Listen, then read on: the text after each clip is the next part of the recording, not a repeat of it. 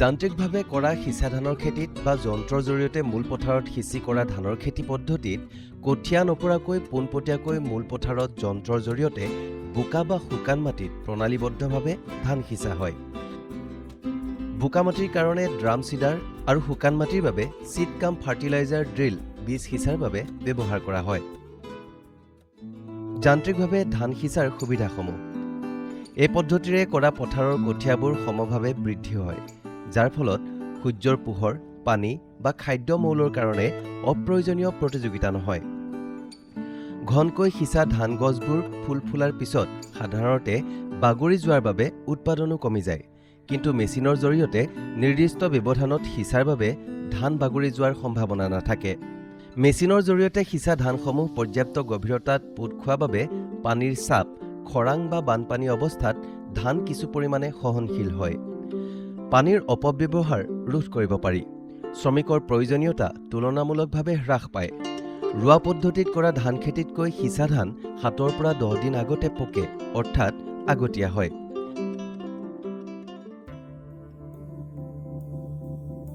হাতেৰে সিঁচি দিয়া পথাৰত অধিক বীজ ব্যৱহাৰ হোৱাৰ ফলত খৰচ যথেষ্ট বেছি হয়। মেচিনৰ জৰিয়তে শাৰী শাৰীকৈ সিঁচাৰ ফলত উইডাৰৰ দ্বাৰা বনবাত নিৰণীকৰণ সম্ভৱপৰ হয়। পথাৰত সিঁচা ধানৰ পৰ্যাপ্ত বৃদ্ধি নোহোৱাৰ কাৰকসমূহ। ভালদৰে চহাই আৰু মৈয়াই নোলোৱা পথাৰ যদি হয়, চপৰা থকা পথাৰ হ'লে, বেছিকৈ দকৈ বীজ প্ৰয়োগ কৰিলে, সিঁচাৰ সময়ত পথাৰত অত্যাধিক আলতীয়া মাটি থকা, সিঁচাৰ পিছতে অত্যাধিক বৰষুণ হোৱা, সুবীজ ব্যৱহাৰ নকৰা, সমভাৱে বীজসমূহ পথাৰত সিঁচি নিদিয়া, অনুমোদিত পৰিমাণতকৈ কম পৰিমাণৰ বীজ ব্যৱহাৰ কৰা, ধানৰ বৃদ্ধিৰ সময়ত পানীৰ নাটনি হোৱা, বোকাময় পথাৰ, চৰাই পোক পৰুৱা এন্দুৰৰ আক্ৰমণ। সমস্যাসমূহৰ পৰা পৰিত্ৰাণ পোৱাৰ উপায়। অনুমোদিত পৰিমাণৰ গুণগত মানদণ্ডৰ বীজ ব্যৱহাৰ কৰিব লাগে। মেচিনৰ দ্বাৰা বীজ সিঁচাৰ সময়ত বীজ সমান পৰিমাণত পথাৰত পৰিছে নে নাই সেয়া পৰ্যবেক্ষণ কৰিব লাগে। সময়মতে বনবাত নিয়ন্ত্ৰণ কৰিব লাগে। জলসিঞ্চনৰ সুব্যৱস্থাপনা কৰিব লাগে। অসম কৃষি বিশ্ববিদ্যালয়ৰ অনুমোদন অনুসৰি শস্য ৰক্ষাৰ ব্যৱস্থা কৰিব লাগে। आज हम क्रॉप एस्टेब्लिशमेंट के बारे में बात करेंगे। खास करके जो सीधी बुआई है उसके बारे में बात कर रहे हैं, जिसमें हम सीड कम फर्टिलाइजर ड्रिल का इस्तेमाल करते हैं। सीधी बुआई की रिक्वायरमेंट क्यों है? सबसे पहले जो ज़रूरी है कि आने वाले समय में जिस हिसाब से लेबर की स्केर्सिटी होती जा रही है, खास करके जब हम लोग बुआई करते हैं, ट्रांसप्लांटिंग करते हैं, उस समय पे हमें लेबर अवेलेबल नहीं हो पाता। तो उस समय पे जो धान की सीधी बुआई है वो एक अच्छी सरल टेक्नोलॉजी है, जिसमें किसान का खर्चा भी कम होता है और उसकी फसल का जो बिजाव करने के बाद उसकी जो उगने की जो क्षमता है वो भी अच्छी होती है और ख़ास करके फसल पकने में कम समय लेती है। तो ये कम खर्चे में, कम लेबर में एक अच्छी टेक्नोलॉजी है, जिसके द्वारा किसान धान की सीधी बुआई कर सकता है। जो बोरो सीजन है उसमें हम लोग जो शॉर्ट ड्यूरेशन वैरायटीज़ होती हैं, जो कम समय लेती हैं पकने में, उन वैरायटीज़ का यूज़ करते हैं। जैसे बीना धान 11, DRR धान 44, जो कम समय लेती हैं। तो दूसरी बात ये, कई बार किसान सोचता है कि मुझे कौन सी वैरायटी सीधी बुआई में इस्तेमाल करनी चाहिए, डायरेक्ट सीडिंग में यूज़ करनी चाहिए। तो उसके लिए सीधा जवाब है कि वो किसी भी वैरायटी को ले सकता है। बस ध्यान ये रखना है कि बोरो सीजन में उसका जो पकने की अवधि है वो कम होनी चाहिए। दूसरी, साली सीजन में भी आप किसी भी वैरायटी को यूज कर सकते हैं, और ख़ास करके रंजीत सब 1, बहादुर सब 1 जो पकने में 150 से 155 दिन का समय लेती है, उन वैरायटीज़ का यूज करके भी सीधी बुआई जो है उसको यूज कर सकते हैं। तो धान की जो डायरेक्ट सीडिंग है वो किसी भी वैरायटी के द्वारा हो सकती है। সাৰ ব্যৱস্থাপনা।